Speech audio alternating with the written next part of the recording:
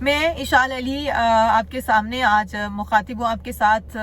رات کو ڈیوٹی سے لیٹ آئے, آ کے سو گئے تھک ہار کے. صبح میں لیٹ اٹھی اور جیسے ہی میں نے فون کھولا ایک ایسی دل ہلا دینے والی خبر میری منتظر تھی کہ روح تک کانپ اٹھی کہ یار کیا ایسے بھی ہو سکتا ہے, ایسے اچانک بھی کوئی جا سکتا ہے. ارشد شریف صاحب کی موت ہماری صحافی برادری کے لیے بہت بڑا لاس ہے. ہماری صحافی برادری اس وقت پوری کی پوری غم میں ڈوبی ہوئی ہے. ہمارے بھائی تھے, وہ ہمارے دوست تھے. وہ ہم لوگوں کو میری ایک ملاقات ہوئی ہے ارشد شریف صاحب سے, اور میں یہ دل سے کہہ سکتی ہوں کہ وہ کسی کا برا نہیں کر سکتے. وہ ایک اچھے انسان تھے, ایک اچھے جرنلسٹ تھے, ایک اچھے بھائی, ایک اچھے دوست ثابت ہو سکتے تھے. وہ کبھی کسی کا برا نہیں چاہ سکتے تھے. پھر ایک ایسے انسان کی اس طرح سے اچانک موت کا جب آپ سنتے ہیں تو آپ لرز کر رہ جاتے ہیں. ہم سب نے چلے جانا ہے ایک دن, ہم سب کی موت جو ہے وہ آنی, ہم سب نے اس دنیا کو چھوڑ جانا ہے, اس جہان نے فانی کو ہم نے چھوڑ کے کوچ کر جانا ہے. لیکن اس طرح سے سڈن موت, اور پھر جس طرح سے ان کی مسز جویریہ کا ٹویٹر پر ایک ٹویٹ کیا کہ میں نے آج اپنے ایک بہترین ساتھی کو, اپنے ایک دوست کو, اپنے شوہر کو کھو دیا, تو یقیناً بڑے کرب سے گزری ہوں گی وہ یہ الفاظ لکھتے ہوئے جویریہ. ہم ان کے دکھ کو محسوس بھی نہیں کر سکتے. ہم اتنی صلاحیت نہیں رکھتے کہ ہم اس دکھ کو محسوس کر سکیں. ان کی والدہ جس نے پہلے اپنے شوہر کو کھو دیا, پھر اپنے ایک بیٹے کو کھو دیا, اور آج اپنے دوسرے بیٹے کو بھی کھو دیا. ان کے پاس 2 ہی اولادیں تھیں, اور آج وہ کس طرح سے, کس درد سے گزر رہی ہوں گی, کس کرب, کس تکلیف سے گزر رہی ہوں گی, ہم نے واقعی میں اندازہ نہیں کیا ہوگا. آج ارشد شریف صاحب جس طرح سے گئے, وہ ایک شاندار صحافی تھے. انہوں نے اپنی صحافی خدمات بڑے احسن طریقے سے سر انجام دی. وہ اے آر وائی کے اندر ان کے اوپر پچھلے دنوں کچھ ایک کیس بھی چلا, ان کے اوپر انہیں جو ہے وہ ادارے سے الگ کر دیا گیا. ہوا کیا تھا کہ ڈاکٹر شہباز گل جو پی ٹی آئی کے رہنما ہیں, ان کے بارے میں کچھ انہوں نے اس طرح کے بیان دیے جس کے اوپر ان کے اوپر نوٹس لیا گیا, اور پھر جو اس کا لائسنس تھا ادارے کا وہ بھی کینسل ہوا. اس کے بعد ادارے سے ان کو الگ کر دیا گیا.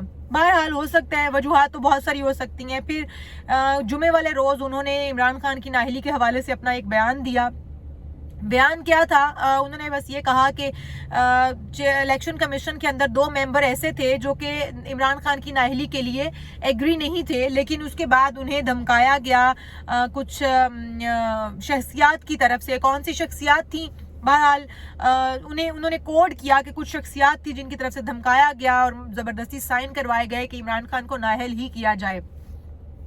ایک ان کا وہ بیان تھا. جمعے کے روز بیان آتا ہے, اور اتوار کی رات جو صبح تقریباً ہو چکی تھی منڈے کی, کیونکہ 3 بجے کے قریب یہ خبر جو ہے وہ نشر ہوتی ہے, تو وہ اتنی سڈن ان کی ڈیتھ ہو جانا جمعے کے بعد اب تک بڑا ہی دکھ اور تکلیف کا وہ ایک لمحہ ہے جس کو بیان کرنے سے بھی تکلیف ہوتی ہے. آپ سب جانتے ہیں جیسے کہ کینیا میں نیروبی شہر میں انہیں مارا گیا. وہ اپنے ڈرائیور کے ساتھ کہیں باہر تھے اور انہیں گن سے شوٹ کیا گیا. سنا یہ تھا کہ سنائپر گن سے, سنائپر کی طرف سے شوٹ کیا گیا. اگر سنائپر کی طرف سے شوٹ کیا گیا تو کس طرح سے اور کیوں, ان کے اوپر کیا ایسا الزام تھا, کون انہیں مارنا چاہتا تھا, کون ان کے پیچھے تھا. پھر ہم نے آپ لوگوں کے نظروں سے بھی شاید گزرا ہو, شری مزاری نے یہ بیان بھی دیا تھا کہ ان کے لیے سنائپر ہائرز کیے گئے ہیں, ان کے لیے سپاری دی گئی ہے ان کو مارنے کے لیے ارشد شریف کو. ارشد شریف نے ایک ڈاکومنٹری بھی ان کی طرف سے ایک ڈاکومنٹری بنی. اس ڈاکومنٹری کے اندر وہ بڑے واضح الفاظ میں ایک خاندان کو ہٹ کرتے ہوئے نظر آئے, ایک خاندان کے پڑھچے اڑاتے ہوئے نظر آئے. ایک ایسا جرنلسٹ جو نیوٹرل ہے, ایک ایسا جرنلسٹ جو سچائی بیان کرتا ہے, ایک ایسا جرنلسٹ جو حقائق پر بات کرتا ہے, اس کی زندگی کی کوئی قیمت ہی نہیں ہے. اس کو کبھی بھی مار دیا جائے گا, کہیں پر بھی مار دیا جائے گا. ہم سب یہ چاہتے ہیں, پوری صحافی برادری یہ چاہتی ہے کہ اس معاملے کی تحقیقات ہوں, پتہ لگایا جائے کہ اس موت کے پیچھے, ان کو قتل کرنے کے پیچھے کون سے محرکات, کون سے عناصر کار فرما ہیں جو ان کی موت کی وجہ بنے. اچھا جی, پھر اس کے بعد جب اے آر وائی کے اوپر یہ کیس وغیرہ ہوا, اے آر وائی کو بند کیا گیا, آپ سب جانتے ہیں. اس دوران انہیں اے آر وائی سے الگ کر دیا گیا اور وہ پاکستان چھوڑ کر ملک سے باہر چلے گئے. کون سی ایسی طاقتیں تھیں یا کون سی ایسی وجوہات تھیں جو انہیں پاکستان چھوڑ کے جانا پڑ گیا, اور پھر جب وہ پاکستان چھوڑ کے گئے ہیں تو وہاں پر ایسے کون سے حالات ہو گئے کہ صورتحال جو ہے وہ اس قدر خراب ہوئی.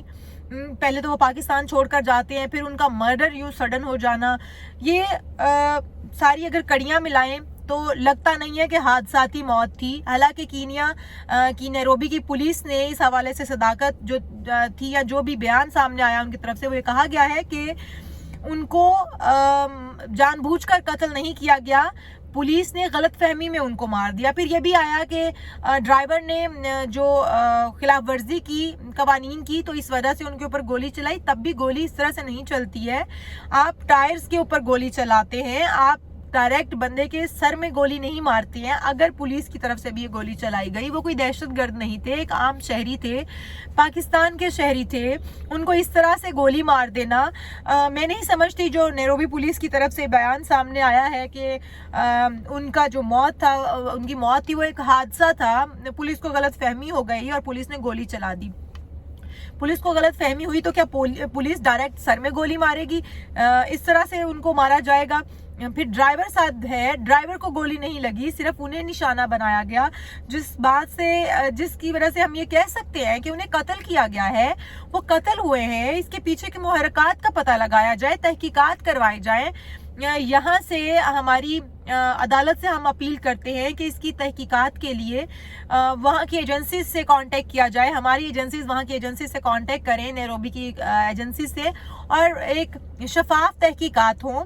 ظاہر ہے ارشد شریف صرف ایک صحافی نہیں تھے, ان کی ایک فیملی ہے, اور فیملی کے کرب کو, دکھ کو, تکلیف کو سمجھتے ہوئے ہم ساری صحافی برادری ان کے ساتھ کھڑے ہیں اور ان کے دکھ میں برابر کے, ان کی فیملی کے دکھ میں برابر کے شریک ہیں.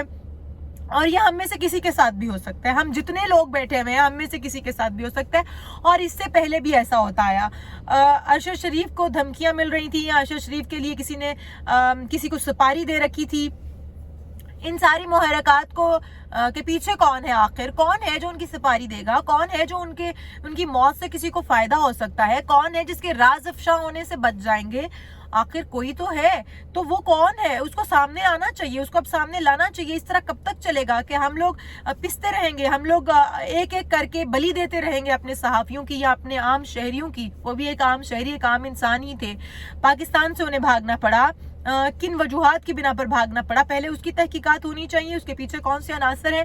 پھر اس چیز کی تحقیقات ہونی چاہیے کہ ان کو وہاں پر قتل کس طرح سے کیا گیا. نیروبی پولیس کہتی رہے کہ یہ حادثہ تھا, لیکن یہ حادثہ نہیں تھا, لگتا نہیں ہے کہ یہ حادثہ تھا. بظاہر آپ کہہ سکتے ہیں کہ حادثہ تھا, لیکن اگر آپ دیکھیں, تحقیقات کریں, کچھ سوچیں تو یہ حادثہ نہیں لگتا.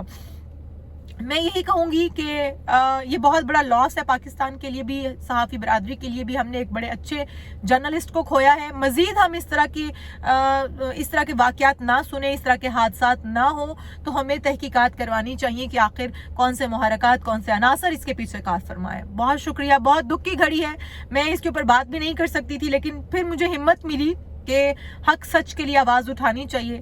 اپنے ایک برادری بھائی کے لیے جو کہ ہمارے ہی بیچ میں سے ایک تھا, اس کے لیے آواز اٹھانی چاہیے. تو میں نے یہ ولاگ کیا. میں سمجھتی ہوں کہ ہم ان کا دکھ تو اس فیملی کا کم نہیں کر سکتے, لیکن ان کے ساتھ کھڑے ہو سکتے ہیں. بہت شکریہ.